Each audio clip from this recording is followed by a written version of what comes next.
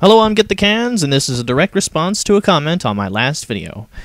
Basically, last video, I had to cut it a little short because I couldn't fit everything that I wanted to say in due to the 10-minute limit on YouTube, as well as the attention span of anyone who may be watching my videos.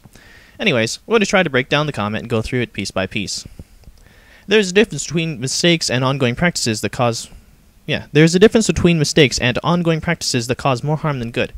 I'm not exactly sure what to say about this. Specifically, I'm not exactly sure what specifically you're talking about. Lobotomy has stopped because it doesn't actually treat anything. It really does destroy a person's part of the mind. It's basically a process where they take this plastic thing, they go right inside your eye, just inside your head, go swish, swish, and then they pull it out, and that's lobotomizing you. It's destroying a part of your brain, quite literally. They don't do it anymore because it's destroying a part of your brain, and it's not very scientific, and it's very damaging, and it's irreversible. So we have psychological drugs. We use those today, and people can act normal and live normal lives and be productive members of society.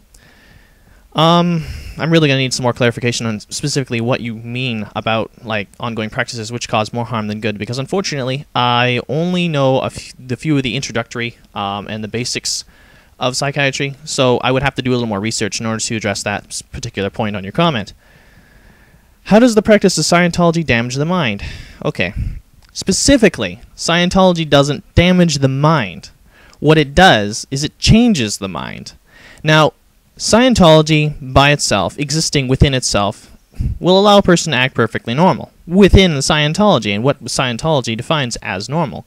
But unfortunately, due to Scientology's practices and other belief systems and things like that, it's incompatible with what happens in the real world, in that a lot of it is basically you conflicting and fighting with the real world, with psychiatric companies and other enemies and things like that, attacking them.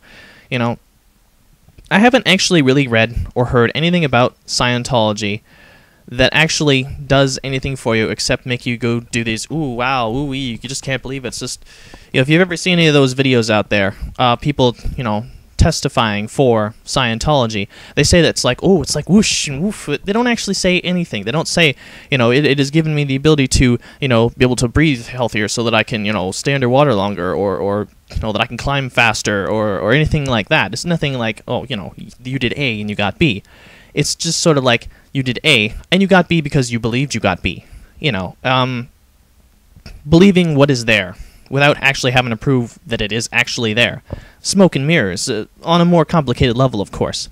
But it doesn't damage the mind. It just makes it so that it makes a person become incompatible with the real world and how they work. It makes a person depend entirely upon the organization known as Scientology, which makes them very easily to manipulate. That's the best explanation I can give to you right now. Do you agree that ADHD is a mental disorder like mathematics disorder? Specifically, I don't know anything about the mathematics disorder, but ADHD, I think, is just one of those things that gets blown out of proportion a lot.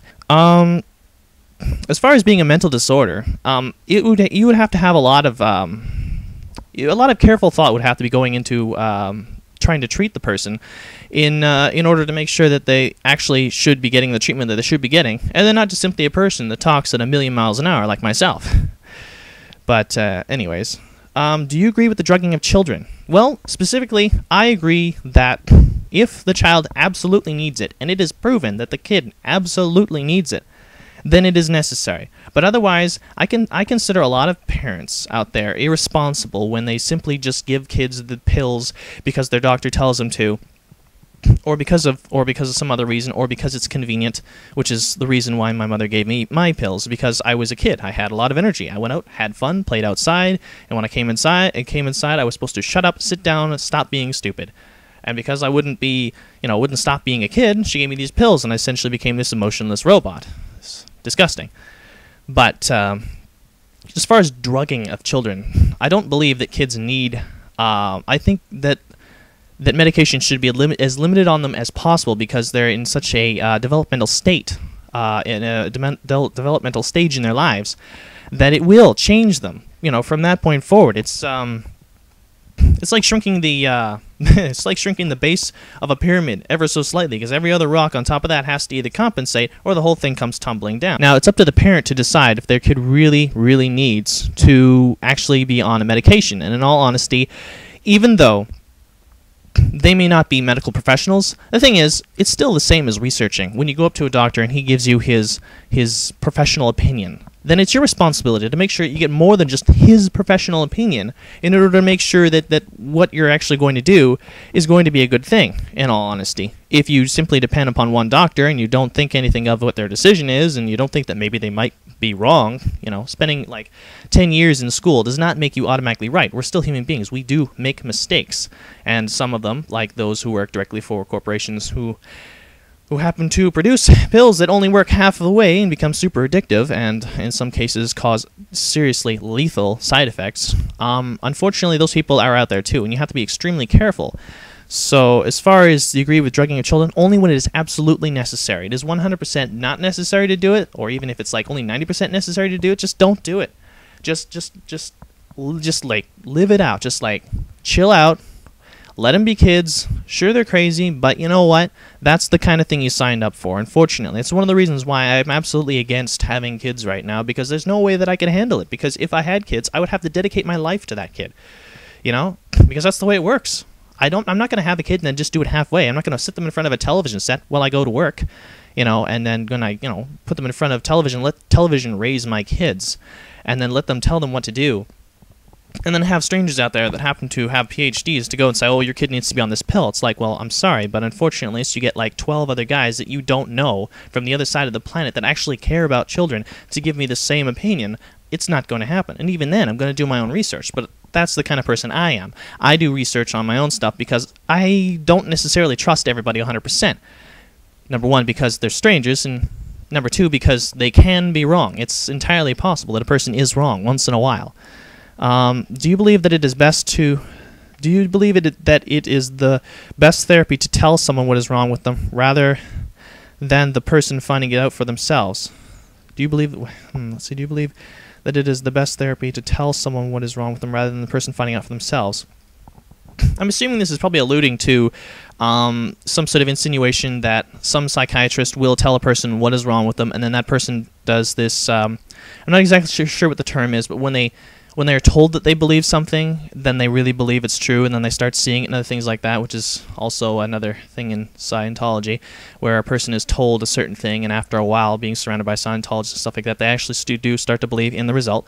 It's kind of ironic, really. But I think that when you do talk about your problems and doing your own therapy and stuff like that, coming to your own conclusions should only be done if you are given the proper tools in order to figure it out for yourself.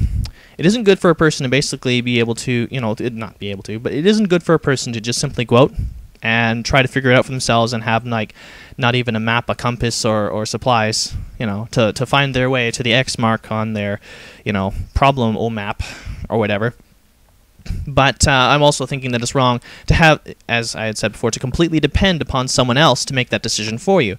You have to make your own informed decision to figure things out for yourself, to make sure that what they're saying to you isn't simply, they're not just saying it to you because it would benefit them the most, because there's a lot of people out there that are like that. I mean, for goodness sakes, would you hand your wallet off to a perfect stranger if you just needed them to hold on to it for a second? Well, of course not. You wouldn't do that. So why would you do that with your brain? Just because they happen to have the whole, PhD badge on their freaking shirt saying I'm an official, psychiatrist or all that stuff. The thing is, you still need to do your own research to determine whether that person is even a good, legitimate source of information. Just because they happen to have the credentials, pass the right tests, and kiss the right asses doesn't necessarily mean a damn thing, in all honesty. But as far as getting a person to figure out what is wrong with them, yeah, you need to make sure that they have the right tools, and it's really hard to determine because every single problem, requires different tools. So I guess, again, it kind of comes back to the point that people kind of have to figure things out for themselves, and it's sort of a learning process when you grow up. Like, there's a lot of problems that come up now for me, but fortunately, because I've fallen on my face so many times before, I've gotten some idea of what I should be doing, and I kind of guessed my way towards the right direction, and I just sort of put it together from there, gradually over time, and make my own decision. The final words.